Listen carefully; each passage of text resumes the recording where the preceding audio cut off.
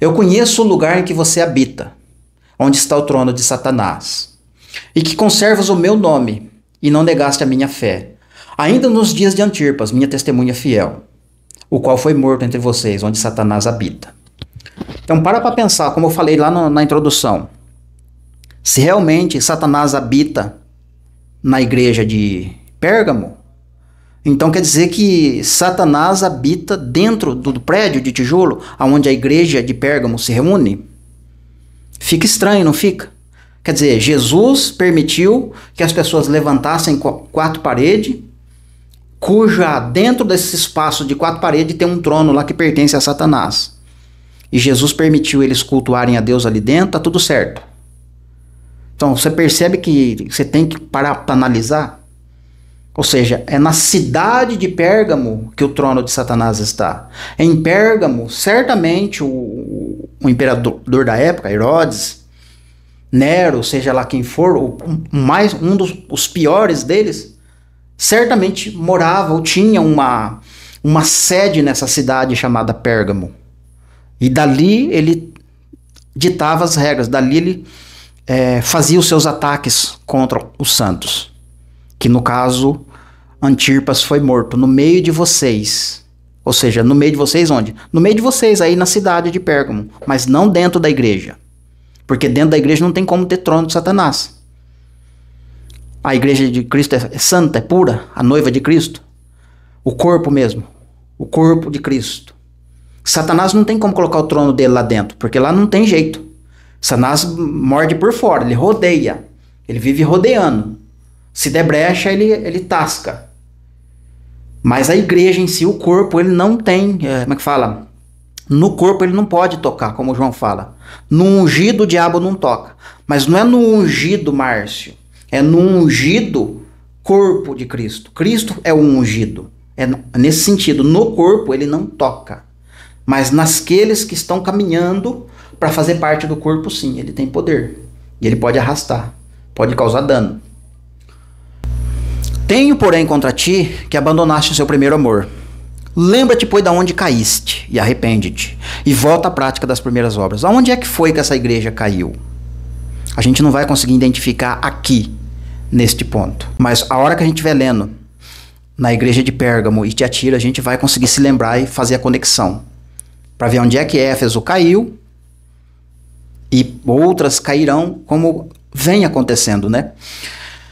Aonde caíste, arrepende-te e volta à prática das primeiras obras. Senão eu venho a ti e moverei do teu lugar o candeeiro. Porque são 7 candeeiros. Se ele move um candeeiro, fica 6 só. E um só candeeiro está ligado, como eu falei no início, a uma festa, a uma trombeta, a um selo, a uma estrela, a um olho dos 7, a um espírito dos 7. Sabe, naqueles 10 elementos, então a perca é muito grande quando tira um só. Se ele remove um só candeeiro, rapaz, o prejuízo é enorme.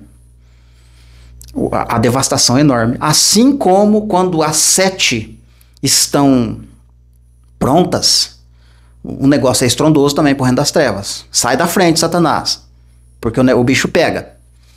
Ó. Tenho, porém, contra ti que abandonaste o teu primeiro amor. Lembra-te, pois, de onde caíste, e arrepende-te, e volta à prática das primeiras obras. Se não venho a ti, removerei o seu candeeiro do teu lugar, caso não te arrependas. Tens, contudo, o teu favor que vocês odeiam, as obras do Nicolaítas, as quais eu também odeio. Quem tem ouvidos, ouça o que o Espírito diz às igrejas. Ao vencedor dar-lhe que se alimente da árvore da vida, que se encontra no paraíso de Deus. Vamos para a segunda igreja. Ao anjo da igreja em Esmirna, escreve: estas coisas diz o primeiro e o último, o que esteve morto e tornou a viver. Conheço a tua tribulação, a tua pobreza, mas tu és rico. E a blasfêmia daqueles que a si mesmos se declaram judeus e não são, sendo antes da sinagoga de Satanás. Não temas as coisas que você tem que sofrer. Eis que o diabo está para lançar em prisão alguns de vocês, para ser deposto à prova. E tereis a tribulação de 10 dias. Sê fiel até a morte, e dar-te-ei a coroa da vida. Quem tem ouvidos, ouça o que o Espírito diz às igrejas. Ao vencedor, de nenhum modo sofrerá o dano da segunda morte. Por que ele está falando da segunda morte? Tem muita coisa para a gente analisar aqui, hein? Muita mesmo. Vamos por partes. Vou começar de trás para frente aqui. Por que segunda morte? Porque a segunda morte, ela é revelada ou ela é manifesta lá no trono branco. E lá no trono branco, as pessoas que vão ser julgadas no trono branco podem sofrer o dano da segunda morte. Isto é, podem ser lançadas no lago de fogo. Porque a segunda morte também vai ser destruída. Sendo assim, a pessoa vai perecer. Agora, há um contraste. Tem a segunda morte, mas tem a primeira morte. Qual que é a primeira morte no caso? É a que quando nós recebemos a Cristo. Morremos para o mundo. Agora vivemos para Cristo. E quando nós vivemos para Cristo, nós ressuscitamos na primeira ressurreição. Esta é a primeira ressurreição. Bem-aventurado e santo aquele que tem parte nesta. Porque a segunda morte não vai ter dano sobre vocês. Está lá em Apocalipse 19. No dia da ressurreição, quem ressuscitar é porque fez parte da primeira, é porque de fato morreu para o mundo. Se a pessoa foi para o trono branco, significa que ela não morreu para o mundo, a primeira morte. Pode ser que ela pecou para a morte, no caso, para o trono branco. Ela não perdeu a sua salvação ainda. Mas se ela pecou para a morte, ela já perdeu o sacerdócio. E ela já foi rebaixada automaticamente. Mas ainda há esperança para ela. Ela pode ressuscitar no trono branco, não ser condenada no trono branco, a ponto de ir para o lago de fogo. Ela pode sofrer algumas chibatadas, alguns açoites, eu não sei detalhadamente, mas está escrito. E ela pode reverter, conquistar novamente um posto maior do que a condição atual. Mas não pode, ela não vai ser destruída, certo? 100%. Isto é, ela não vai para o lago de fogo. Ela pode ficar no meio das nações, por exemplo. Não pode voltar para a primeira ressurreição, mas ela pode ficar ali, viver eternamente pela igreja. Isto é, ela não morre. Mas tem alguns critérios, né? Vai ser analisado segundo as obras. Segunda morte, né? Estas coisas diz o primeiro e o último. Esteve morto e tornou a viver. Ou seja, ele falou de Páscoa e ressurreição, né? Páscoa, ázimo e primícias. Eu sou o primeiro e o último. Isso aplica várias coisas, né? Eu estava lá no Gênesis, como eu estou lá no último versículo do Apocalipse. Eu sou o primeiro da festa, também sou o último. Várias coisas, né? É tudo em todos, o famoso tudo em todos que Paulo fala. Eu sou o alfa, eu sou o ômega, enfim. Não dá nem pra gente tentar competir, né? São muitas ligações. Mas o fato é, conheço a tua tribulação e a tua pobreza. Então ele está falando agora para um grupo, já no tempo ali do ataque dos nicolaítas, não só dos nicolaítas, mas do judaísmo inclusive, né? Mais precisamente, porque aqui ele fala daqueles que se declaram judeus e não são. Hoje a gente vê essas coisas, né? Bastante acontecendo. Mas como a gente tá buscando aqui uma linha do tempo, é mais fácil conectar por enquanto com os judeus da época. Ali logo após a morte dos apóstolos. Os judeus que de fato se converteram a Cristo e foram muito perseguidos por Roma na época. Tem o contexto do Coliseu, tem o contexto do qual João sofreu lá na ilha, entre outros lugares que eles eram torturados. Então eles tiveram muitas tribulações. Conheço a tua tribulação, conheço a tua pobreza, mas tu és rico. E também conheço a blasfêmia daqueles que a si mesmos se declaram judeus e não são, sendo antes da sinagoga de Satanás. Não temas as coisas que vocês têm que sofrer. Eis que o diabo está para lançar em prisão alguns de vocês, para ser posto à prova. E vocês terão tribulação de 10 dias, ser fiel até a morte. Então, essa questão de ser fiel até a morte, muito deles se cumpriu literalmente. Como eu vinha falando para vocês, o conhecimento, a revelação e o efeito da cruz, fazendo eles entenderem, né, muitas coisas dos profetas, do livro da lei e na própria pessoa de Jesus, o cumprimento ali não só das festas, mas de muitas coisas. E eles sabem que as festas, fazendo a leitura corretamente, no pano de fundo que existe, por toda a escritura, concernente às 7 festas, a morte e a ressurreição de Cristo fala do Evangelho, fala do nosso arrependimento, fala de muitas coisas, né, da mensagem da cruz. E esses judeus não negaram Jesus. E Jesus falou para eles: vocês vão ter 10 dias de tribulação. E eles automaticamente fizeram a ligação: ser fiel até a morte. Ou seja, não tenha medo, você vai morrer, mas você vai ressuscitar. Não está escrito aqui, mas eles já entendiam. Eu sei quando a gente vai ressuscitar no dia da ressurreição. Mas para chegar o dia da ressurreição, antes tem que ter o toque de trombetas. E o toque de trombetas, na literalidade, é exatamente 10 dias. Você tem a Páscoa, ázimos e primícias. Depois passa o período ali de ato de tempo. Chega o 7º mês. No dia 1º do 7º mês é reunião solene, é toque de trombeta. Toca a trombeta durante 10 dias, porque no dia 15 vai ser o dia da expiação de pecado. Só que para ter expiação de pecado, 4 dias tem uma outra preparação. Ou seja, então do dia 1º até o dia 10 são 10 dias de toque de trombeta.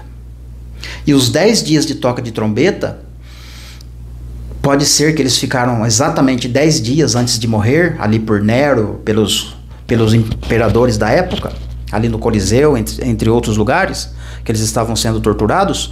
Pode ser que eles sofreram realmente 10 dias literais, e depois morreram, e vão ressuscitar quando Cristo voltar. Mas, como é um pano de fundo, e tem um sentido escatológico para o tempo do fim, porque as verdadeiras trombetas ainda virão. E, no tempo das trombetas, serão 3 anos e meio de toque de trombeta, como as 2 testemunhas vão tocar. Então, 10 dias é para falar de 3 anos e meio de tribulação, onde muitas pessoas, pode ser que aconteça que fique 10 dias somente e morre. É um número que Deus está usando. Ou como pode ser que a pessoa pode sofrer durante 3 anos e meio sendo torturada, e aí morrer. Entende? Essas pessoas, quem tiver participando, a vida dela está na mão de Deus. Aí Deus é que vai permitir quantos dias de fato a pessoa vai sofrer. Ou pode ser mesmo 10 dias que a pessoa sofre, talvez na lei que o império do anticristo vai colocar. Quem não obedecer essa regra vai passar por um processo de 10 dias de tortura. Se esses 10 dias não for o suficiente para a pessoa se arrepender e aceitar a marca nossa, o nosso governo, a gente vai decapitar ou queimar ou afogar, sei lá.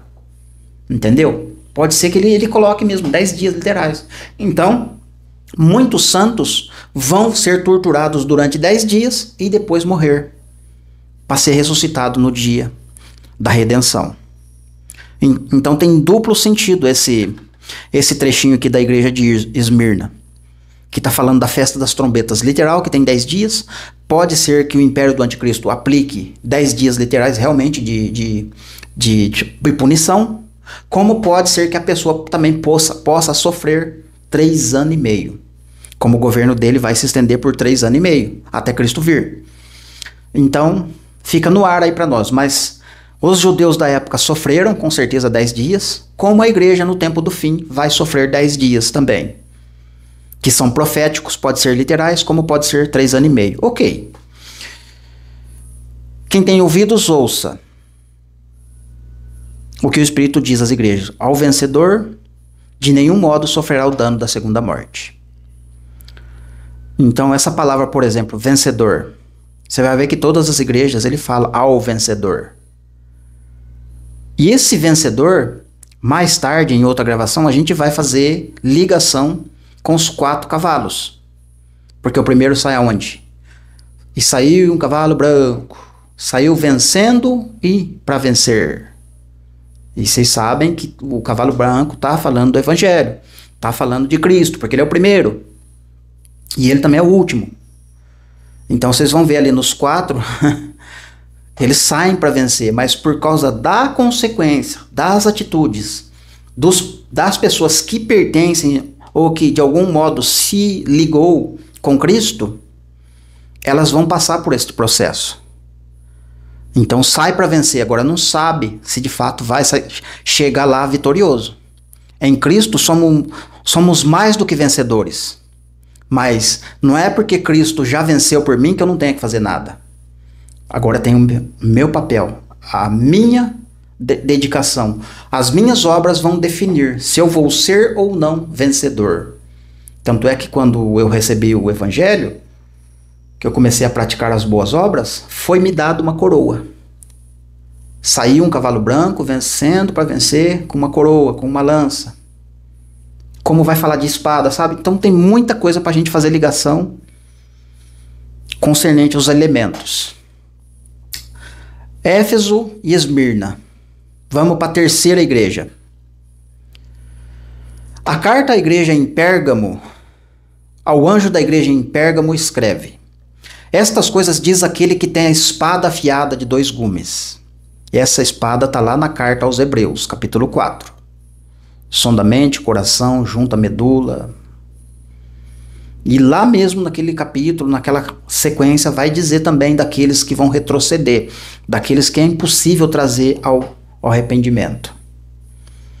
Então percebe que ele está falando que eu tenho a espada, mas é para a gente se lembrar, fazer a conexão. De onde é que está falando dessa espada?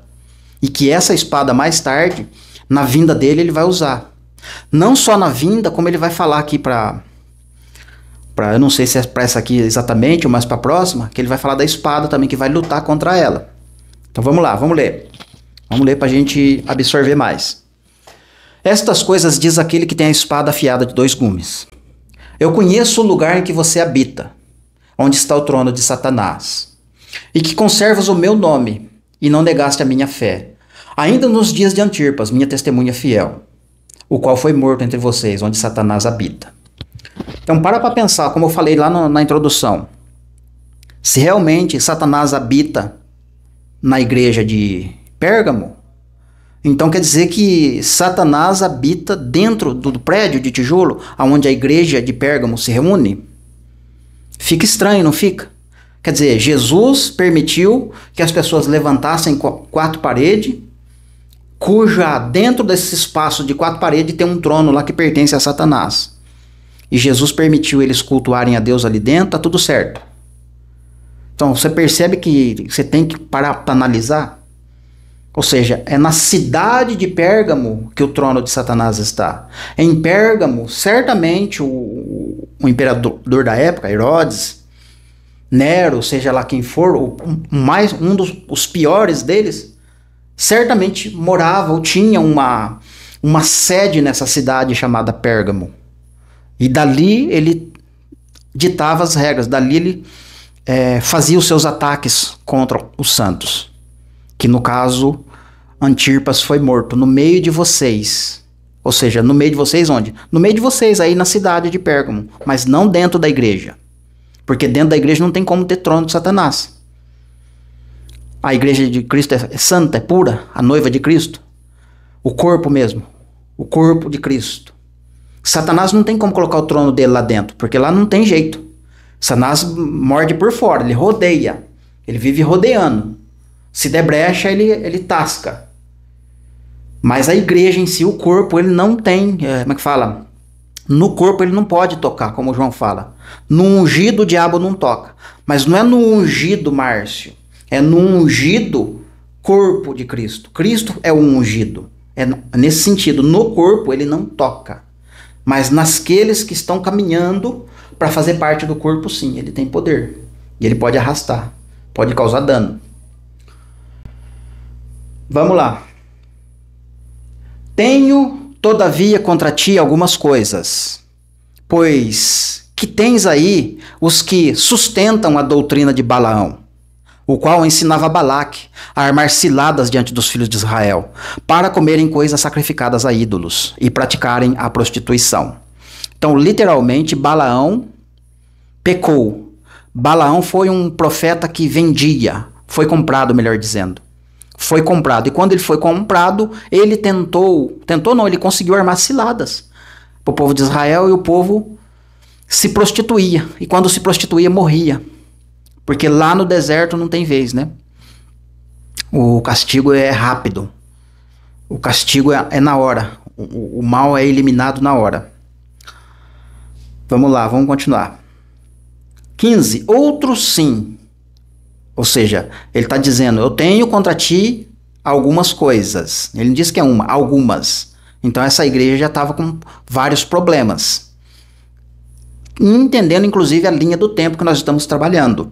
Já avançou aqui algum tempo depois da morte dos apóstolos. Aqui está mais perto da nossa época que nós estamos vivendo do que mesmo perto da época em que os apóstolos morreram. Pra vocês terem noção da coisa. Outros sim, também tu tens os que da mesma forma sustentam a doutrina dos nicolaítas. Então essa igreja, a característica desta igreja em Pérgamo, ela sustenta a doutrina de Balaão e ela sustenta a doutrina dos nicolaítas. Significa que estes nicolaítas possuem uma doutrina, assim como Balaão. Então já são duas doutrinas diferentes, tá certo? E essa igreja sustenta. Como que a pessoa sustenta? A pessoa oferta, a pessoa dizima, a pessoa se alimenta, a pessoa participa. Então, quando ela participa e quando ela sustenta, quando ela faz parte sem perceber, sei lá, sem discernir, no caso, ela está sustentando, ela está tolerando, ela está sustentando Balaão, ela está sustentando os nicolaítas. Mas o que esses nicolaítas ou Balaão está fazendo? Continuando lendo. Portanto, arrepende-te, e senão eu venho a ti sem demora, e contra eles pelejarei com a espada que sai da minha boca. Quem tem ouvidos, ouça o que o Espírito diz às igrejas. Ao vencedor, dar-lhe-ei do maná escondido, bem como de uma pedrinha branca. Sobre essa pedrinha, escrito um novo nome, o qual ninguém conhece, exceto aquele que recebe. Então ele destacou duas coisas aqui. Doutrina de Balaão, ministério luciférico, financeiro, profetas que são comprados, profetisas que são compradas, homens e mulheres que pregam a troco de dinheiro, tendo sua profissão secular, tendo as suas coisas como sobreviver, mas quando tem uma horinha vaga, vai lá e prega e cobra para pregar. Doutrina de Balaão.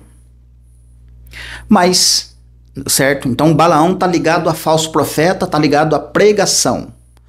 Nicolaítas está ligado a membresias. Porque se o membro não ofertar, Balaão não recebe dinheiro. Se os membros não sustentarem Balaão, Balaão não continua pregando. Então quem são os nicolaítas? Os nicolaítas são os membros que ofertam. Só que esses nicolaítas, no caso, quando a gente estava lá na igreja de Éfeso, a gente percebe que a igreja de Éfeso cortou Balaão. Aqueles que se declaravam apóstolos e não são apóstolos porque vocês colocaram eles à prova. A igreja de Éfeso colocou Balaão à prova e os apóstolos não conseguiram progredir. Só que essa mesma igreja também tinha o esquecimento, ela deixou as primeiras obras para trás, que é o amor, né? O amor, a busca, a determinação, a garra, o empenho. Então Balaão é o pregador. Nicolaítas são as pessoas que sustentam. Só que os nicolaítas também possuem doutrinas, tá? Você vê que tem o Balaão, que é o profeta-chefe. Nicolaítas têm a sua doutrina, portanto eles também ensinam. Só que eles ensinam, a forma que eles ensinam é sustentando Balaão. Entende? Você está vendo que está gerando uma cadeia, uma porta vai abrindo outra, um abismo vai chamando outro abismo, né? Como a palavra de Deus fala. Agora vamos para a quarta igreja. Então essa igreja, por exemplo, de Pérgamo, está associada na questão da linha do tempo, a festa primícias. É a terceira festa, né? Assim como é a terceira igreja. A primeira igreja é Éfeso, que a gente alinhou com Páscoa. A segunda igreja a gente associou, que é Ázimos, né? Que é o período da morte de Cristo. Ou seja, é uma coisa que fala de coisa ruim, de coisa amarga, né? Fala da celebração dos ázimos com sinceridade. ou seja, morrer para o mundo e viver para Cristo de fato, a ázimo. Por isso a igreja de Esmirna se enquadra nesse contexto da festa ázimo. E a igreja de Pérgamo, ela está associada a primícias, porque ali na primícias, o que acontece na festa das primícias? Tem a entrega de dízimo, envolve finanças. Na verdade, dízimo é cereais, né, na antiga aliança. Só que no novo, o dízimo são pessoas. Se dízimo são pessoas, se trata de coisas espirituais. Então, essa terceira igreja, ela está enquadrada no campo de colheita. Se ela está enquadrada em campo de colheita, Satanás precisa fazer alguma coisa na plantação do Senhor Deus para que não haja colheita conforme Deus quer. Deus pode até colher, mas não vai ser do jeito que Ele quer. Então, por isso acontecem essas coisas na igreja de Pérgamo, inclusive a morte de Antirpas, a testemunha fiel de Jesus. E ele foi morto aonde? Onde está o trono de Satanás. Mas o trono de Satanás está onde exatamente lá em Pérgamo? Não tem como saber. Mas se você levar para um campo espiritual, assim como essa terceira igreja é um dos braços do candelabro.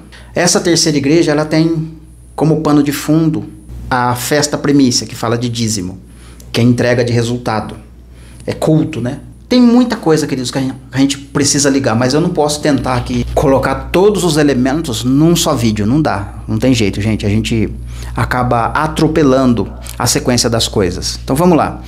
Então essa igreja de Pérgamo, no contexto de festa, está falando de entrega de dízimo. E o dízimo é roubo, o dízimo é extorsão, ou extorquir. Aí entra a quadrilha luciférica, sabe, o roubo, na questão do dízimo que Malaquias denuncia, entre outras coisas. Por isso que ela está falando de Balaão. Vamos ler novamente, um trecho pelo menos, né? Tenho todavia contra ti algumas coisas, pois que tens aí os que sustentam a doutrina de Balaão. Balaão é o profeta-chefe, numa hierarquia, o qual ensinava a Balaque a armar ciladas diante dos filhos de Israel. Então, os pastores, os líderes mundiais de hoje, eles recebem benefícios do mundo, dos donos do dinheiro do mundo, para poder os donos do mundo enganar a igreja, de modo geral, assim, a população, o mundo. Mas isso vem com permissão de Balaão. Deus coloca Balaão como chefe, como profeta, como líder, como anjo da igreja. Não está lá na carta das 7 igrejas? Que os 7 anjos são os 7 pastores das 7 igrejas? Pois é. Então é o pastor-chefe que está ali. Se esse pastor-chefe ceder, ou de alguma forma a soberba entrar no teu coração e a doutrina de Balaão reinar nele, ele, como chefe daquela igreja, lembra que eu falei aquela ligação? Que o prejuízo é grande quando um só pastor se desvia da igreja, porque tem uma linha do tempo a ser trabalhada, tem um monte de coisa. Um espírito de Deus já não está trabalhando naquela igreja, então as coisas começam a despencar. Então o pastor-chefe dá autoridade para os, no caso Balaque, fala dos doutores do mundo, entendeu? Das nações. Dá autoridade para Balaque armar ciladas para os filhos de Israel, que são as 12 tribos que estão espalhadas pelo mundo inteiro. E eles são enganados por Balaque através das prostituições no mundo, de forma espiritual. Você percebe que quando você começa a olhar por esse ângulo, já você consegue enxergar a grande meretriz, a grande prostituta, que domina sobre os reis da terra. Isso é o desfecho lá em Apocalipse 17. Mas aqui a gente já está começando a entender algumas coisas. Que o que Jesus está falando aqui, de forma micro, isso se torna macro nos próximos capítulos do livro do Apocalipse. Balaque, simbologia dos doutores do mundo, que engana os filhos de Israel, que são 12 tribos que estão espalhadas pelo mundo inteiro. E que Deus está trabalhando nas 12 tribos. Ou o intento de Deus, pelo menos. Outro sim, que também tu tens os que da mesma forma sustentam a doutrina dos nicolaítas. Então, além de esse pastor permitir ceder, por causa da ferpa, né, do din-din, ceder que Balaque trabalhe no mundo, agora tem os nicolaítas que estão um nível abaixo, que são os pregadores, que são afiliados de Balaão, os pregadores. Estes pregadores possuem a doutrina dos nicolaítas. E os nicolaítas, sustentam Balaão. Meu Deus, que salada. E a doutrina dos nicolaítas também é sustentada por pessoas. Mas quem são essas pessoas que estão sustentando os nicolaítas? São os membros. Aí sim, pode se encaixar, não vai dar para se encaixar nos novos convertidos? Se a gente fazer essa conta, a gente está sendo injusto, na verdade, né? Consigo mesmo, na verdade. Então, os novos convertidos, que Deus chama de fraco, de débil, e todo débil, todo fraco se torna forte. Porque a palavra também fala, né? Quando eu penso que eu tô fraco, aí é que eu tô forte. Então tem este contraste para ser trabalhado também. Mas acontece que os fracos não podem ser enquadrados como nicolaítas, porque os nicolaítas possuem uma doutrina que Jesus odeia. E na carta que a gente leu, ou nos textos que Paulo está citando os fracos, eles não são nicolaítas. E Paulo não está irado com eles. Na verdade, Paulo não está irado com ninguém. Então percebe que aplica-se para um grupo que já ouviu, já é adulto, não é mais débil. É alguém que tem o saber, como Paulo fala em 1 Coríntios 8. Se já são dotados de saber. Os nicolaítas estão ganhando força. Agora Balaão está em cena, tá os nicolaítas. Portanto, arrepende-te, senão eu venho contra ti sem demora, contra eles e pelejarei com a espada da minha boca. Se Jesus estivesse falando, por exemplo, uma doutrina do tempo do fim, da nossa geração, significa que por 2000 anos não teve Balaão na jogada? Não teve nicolaítas? Se não teve nicolaítas, foi só lá em Éfeso que Jesus falou de nicolaítas? E Jesus vai brigar só com os nicolaítas do tempo do fim? E Jesus não vai dar espadada nos nicolaítas que viveram ao longo das gerações? Percebe que a palavra de Deus é linda, né? Então, em todas as gerações, a igreja de Cristo tem sido atacada por Balaão e pelos nicolaítas. E estes nicolaítas, se eles não se arrependerem, e Balaão, Jesus está dizendo que vai pelejar contra eles com a espada que sai da boca dele. E a espada que sai da boca dele, quem tem ouvidos ouça o que o Espírito diz às igrejas. É o vencedor, dar-lhe-ei do maná escondido, de uma pedrinha branca, escrita, um novo nome do qual ninguém conhece, exceto aquele que recebe. Bom, se Jesus vai pelejar com a espada, significa que vai ter uma guerra, um debate.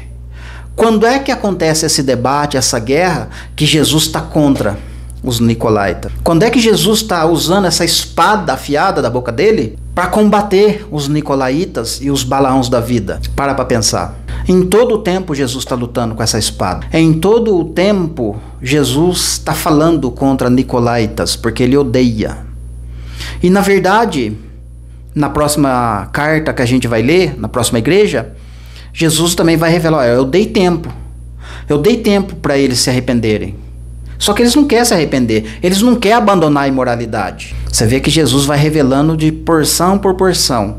À medida que o tempo vai passando, Balaão vai ficando grande, os nicolaítas vai se multiplicando e Jesus vai acumulando juízos contra eles. E ao mesmo tempo, usando a sua misericórdia, dando tempo para eles se arrependerem. Próxima igreja. Agora é a quarta. Essa quarta igreja, Tiatira, fala da festa Pentecostes. Essa festa Pentecostes está alinhada com trombetas. Porque o Pentecostes aconteceu em Atos 2 e a gente sabe que existe duas fases. Uma já ocorreu para dar o start para o evangelho, para espalhar, melhor dizendo, o evangelho para o mundo, alcançar os gentios, mas que essa festa do Pentecostes vai vir a segunda fase. E quando esta segunda fase chegar, as coisas serão diferentes do que aconteceu em Atos. Porque as trombetas que foram tocadas em Atos, por Pedro, por Tiago, por João, por Paulo, por Timóteo, por todos os apóstolos, aquelas trombetas que eles tocaram, anunciou e preparou os filhos de Israel para o dia de Cristo. Então aquelas trombetas preparou o povo para se encontrar com Cristo. Só que as trombetas que virão na segunda fase já não é uma trombeta para preparar, mas sim uma trombeta para trazer o desfecho e o juízo de Deus. E as consequências literais, porque Deus disse, chega, acabou o tempo. Não dá mais para ter misericórdia, não dá mais para esperar. Chegou a hora. E aí as coisas começam a acontecer no mundo. Claro que vai ter conversão, vai ter arrependimento, vai ter Deus vai ser misericordioso ainda. Vai estender um pouco de tempo ainda a mensagem, as pessoas se converterem. Vai acontecer coisas milagrosas ainda. Mas as trombetas vão trazer dano. Mas para quem que as trombetas vão trazer dano? Primeiramente para os nicolaítas, para os Balaãos da vida e Jezabel. Porque o juízo começa pela casa de Deus. Assim como no Antigo Testamento todinho, a gente viu Deus punindo Israel. Primeiro eu puno o meu povo, depois eu vou punir as nações. Só que antes de Jesus punir o império do anticristo, ele pune os malfeitores que algum dia fez parte do evangelho e apostatou, se uniu com Balaão, com Baraque e com Jezabel. Vamos ler o texto. Ao anjo da igreja em Tiatira escreve: estas coisas diz o Filho de Deus, que tem olhos como chama de fogo e pés semelhante ao bronze polido. Olhos, por que olhos como chama de fogo? E são dois, inclusive. Por que dois olhos? É justamente para falar que esses dois olhos de Jesus falam de duas igrejas. Essas duas igrejas, uma é Esmirna e a outra é Filadélfia. Essas duas igrejas, elas como se elas estivessem no olho de Jesus. As outras 5 igrejas são as 5 prudentes que Jesus cita lá na parábola das 10 virgens. Na parábola das 10 virgens são 5 prudentes, mas tem 5 nécias. As 5 nécias não conseguem entrar. Elas vão chegar mais tarde, a porta vai estar fechada. Significa que só 5 passou no teste. Só que para 5 prudentes entrar, alguém teve que dar o grito. Alguém teve que despertar as prudentes. Mas quem é que despertou as prudentes? Lá no contexto das 10 virgens, fala do reino, né? Então o reino do céu será comparado a 10 virgens. Mas em toda a escritura, não existe reino dos céus com 10, é com 12. Sempre Deus trabalhou com 12. Então ele falou de propósito pra gente, 10, mas na mente de Jesus é 12. 2 estão escondidas. 2 tribos estão escondidas. Lá na parábola das 10 virgens. Essas 2 tribos é que dão o grito. Essas 2 tribos é Efraim e Judá. Como a gente viu, Esmirna fala dos judeus e a Filadélfia fala dos gentios. São 2 tribos. Que no contexto do candelabro, fala de 7 candelabros. Os 7 candelabros é um mistério, porque está falando de 7 igrejas. Essas 7 igrejas, tem 2 igrejas que estão irrepreensíveis diante de Deus. Ou seja, são os 2 olhos. Esses 2 olhos, com chama de fogo, como que os 7 Espíritos de Deus foi enviado ao mundo inteiro? Através dessas 2 tribos, que fala de 2 braços do candelabro. Lá no candelabro, quando você olha lá para Zacarias capítulo 4, é um candelabro com 7 braços.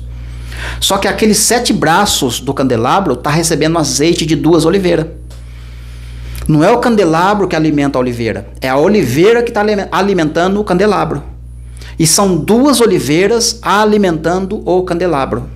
Por que as 2 oliveiras estão alimentando o candelabro? Porque o candelabro é alimentado através do azeite. Quem que produz azeite? As 2 oliveiras. As 2 oliveiras sustentam o candelabro, conservam o candelabro. As 2 oliveiras, que são 2 testemunhas lá em Apocalipse 11. Essas 2 oliveiras, que estão lá em Apocalipse 11, são os 2 candelabros, dentre as 7 que Jesus está falando aqui. Consegue entender como que a palavra de Deus ela é linda, profunda? Então a parábola das 10 virgens fala de 10, mas porque tem 2 que está acordada e acordou as 5 que foram prudentes. E entraram para as bodas, inclusive. Então essas 7 igrejas aqui são 7 de fato. Só que 5 está recebendo repreensão. Está recebendo repreensão através das 2 que estão acordadas. Essas 2 que estão acordadas no tempo do fim serão as 2 testemunhas, acordando as 5 prudentes. Porque essas mensagens, no tempo do fim, elas vão se tornar uma só, na boca das 2 testemunhas. E o couro vai comer. Opa, vamos ler. Estas coisas diz o Filho de Deus, que tem os olhos como chama de fogo, e os pés semelhante ao bronze polido. Conheço as tuas obras, o teu amor, a tua fé, o teu serviço, a tua perseverança e as tuas últimas obras maiores ou mais numerosas do que as primeiras. Tenho, porém, contra ti o que você tolera essa mulher, Jezabel, que a si mesmo declara profetiza. Não somente declara que é profetiza e ela ainda ensina, mas ainda seduz os meus servos a praticar prostituição e a comer coisas sacrificadas a ídolos. Segura. O que Jezabel faz? Seduz os servos, ensina a fazer o quê? Se prostituir e comer coisas sacrificadas a ídolos. O que Balaão faz? Ensina Balaque a fazer os filhos de Israel se prostituir e a comer coisas sacrificadas a ídolos, através dos nicolaítas. Então quem são os nicolaítas? Jezabel. Falando assim de modo geral, né? Mas ninguém nasceu sendo nicolaíta. Ninguém nasceu sendo Jezabel. Durante o crescimento, a partir do momento que você recebe a Jesus e começa a caminhar com Deus, você tem a escolha. Tem a porta larga e tem a porta estreita. Ou você morre para o mundo e vive para Jesus, ou você morre para o evangelho e vive para o mundo. No caso aqui, estou resumindo aqui a mensagem, né? Se você morre para Jesus e quer viver para o mundo, você está caminhando no contexto de Balaão, nicolaítas e Jezabel. Só que Balaão, nicolaíta e Jezabel não é novo convertido. É pessoa que já está com a mente cauterizada. É 30, 40, 50 anos de igreja. 50 anos de convertido. E é difícil você falar contra uma pessoa dessa. Porque faz muito tempo que ela está pastoreando. Muito tempo ensinando os meus servos a comer coisa sacrificada a ídolos. Muito tempo sustentando a doutrina dos nicolaítas. 21. Dei-lhe tempo para que ela se arrependesse. Ela, todavia, não quer arrepender da sua prostituição. Eis que eu coloco ela de cama, bem como em grande tribulação os que com ela adulteram, caso ela não se arrependa das suas obras, que ela incita. Matarei seus filhos, e todas as igrejas conhecerão que eu sou aquele que sonda mente e corações. Como que ele sonda mente e corações? Através da espada afiada, que ele falou lá numa das igrejas anteriores. Ele sonda mente e coração. Deu tempo para ela se arrepender. Todavia ela não quer se arrepender. Você conhece essa igreja? Você conhece os nicolaítas hoje? Você está conhecendo quem são os nicolaítas? Quem sabe você não está fazendo parte dos nicolaítas? Porque os nicolaítas, eles são afiliados de Balaão. Balaão cobra para pregar. Eu não estou dizendo contra aqui, pelo amor de Deus, das pessoas que vivem do evangelho.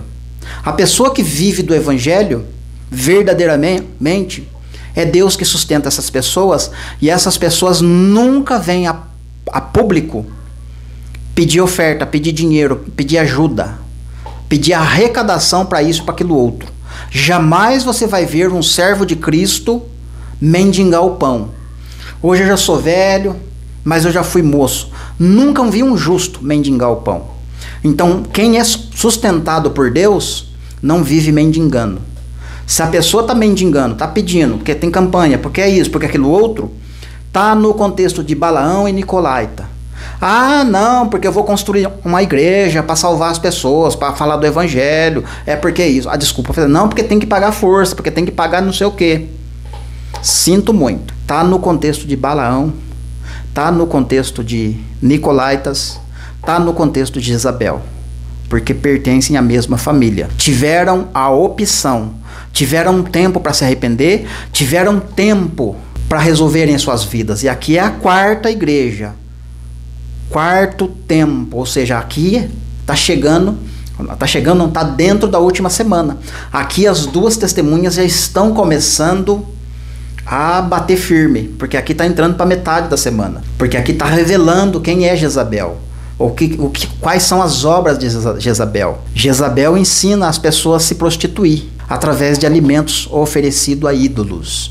E estes alimentos oferecidos a ídolos é comida babilônica, é comida espiritual. Não está falando de alimento físico aqui. O contexto todo é espiritual. Está falando de prostituição, de adultério da palavra. Aquele que se deita com a prostituta é um com ela. É adultério da palavra. Eu vou ler um texto aqui, já que a gente volta aqui para terminar essa quarta igreja aqui, ó. 1 aos Coríntios, capítulo 11, versículo 23. Porque eu recebi do Senhor o que eu também vos entreguei, que o Senhor Jesus, na noite em que ele foi traído, tomou o pão e, tendo dado graças, o partiu e disse: isto é meu corpo, que é dado por vós. Fazei isto em memória de mim. Por semelhante modo, depois de haver ceado, tomou também o cálice, dizendo: este é o cálice da nova aliança no meu sangue. Fazei isto todas as vezes que o beberdes em memória de mim. 26. Porque todas as vezes que o comerdes deste pão e o beberdes deste cálice, anunciais a morte do Senhor até que ele venha. Por isto, aquele que comer o pão ou beber do cálice do Senhor indignamente, será réu do corpo do sangue do Senhor. Examine-se, pois, o homem a si mesmo, e assim coma do pão e beba do cálice. Pois quem come e bebe sem discernir o corpo, come e bebe juízo para si. Eis a razão porque não há entre vós muito fracos e doentes, e não poucos que dormem. Então você veja que o contexto aqui é coisa espiritual. Não está falando de comida física aqui.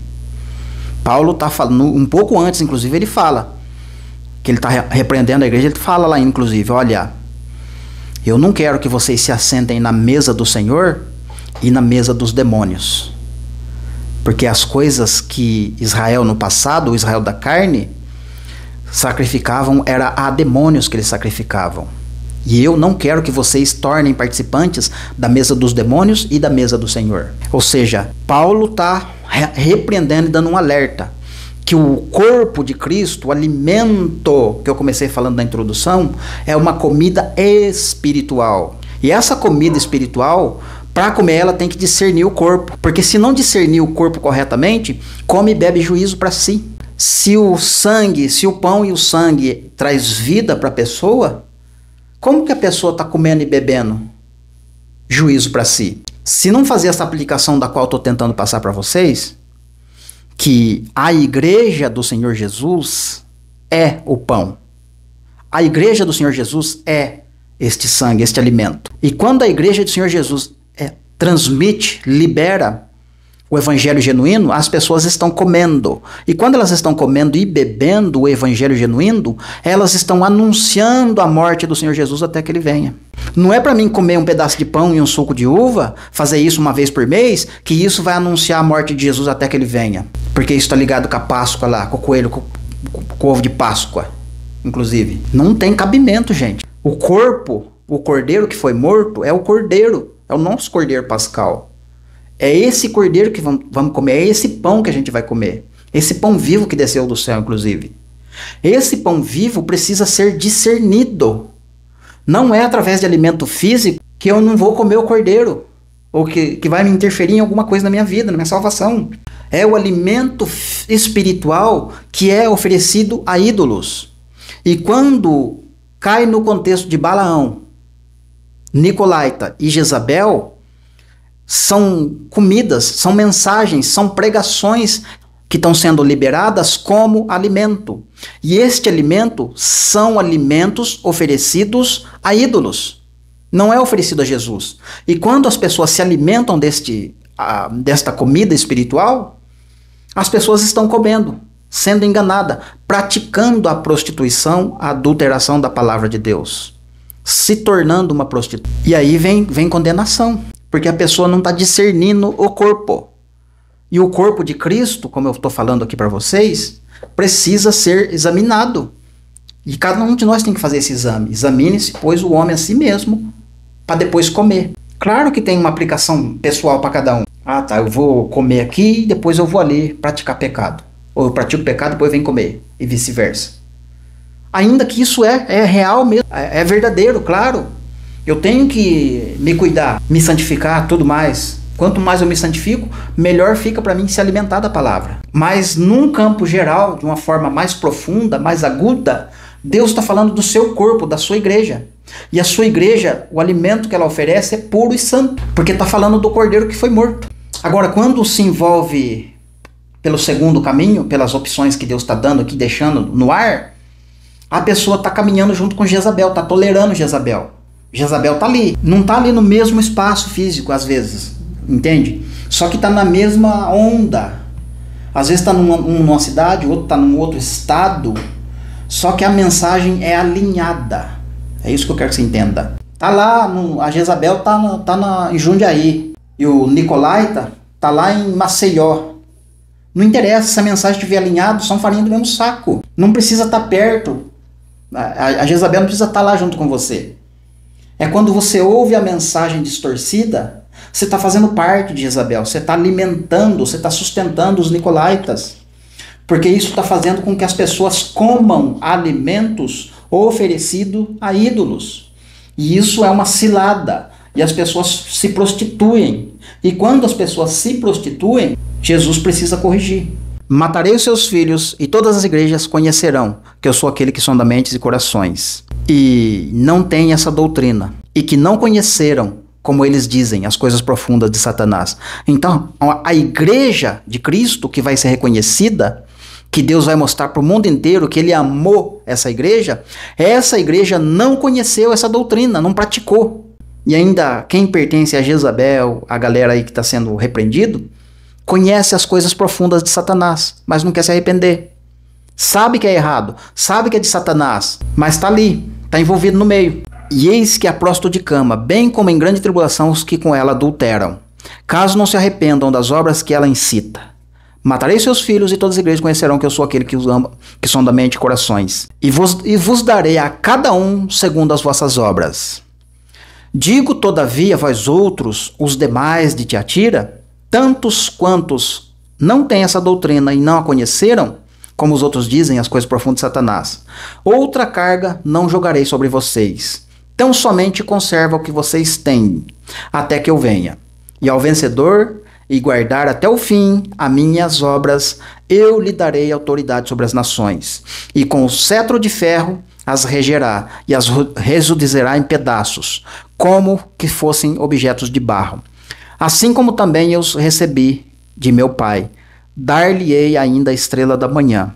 Quem tem ouvidos ouça o que o Espírito diz às igrejas. Vejam que essa igreja ela está em cima do muro, uma parte dela está obedecendo, uma parte dela está entendendo e só precisa permanecer como está. Não vou jogar outra carga. Existem coisas que vocês precisam fazer, mas eu não vou exigir. Então somente conserva o que vocês têm. E aí o vencedor vai ser assim, assim, assado. Deus abençoe. Não esquece de curtir. E principalmente, se você é novo aqui, se inscreva no canal. Sempre a gente está trazendo novidade, coisas novas por aqui. Deus te abençoe.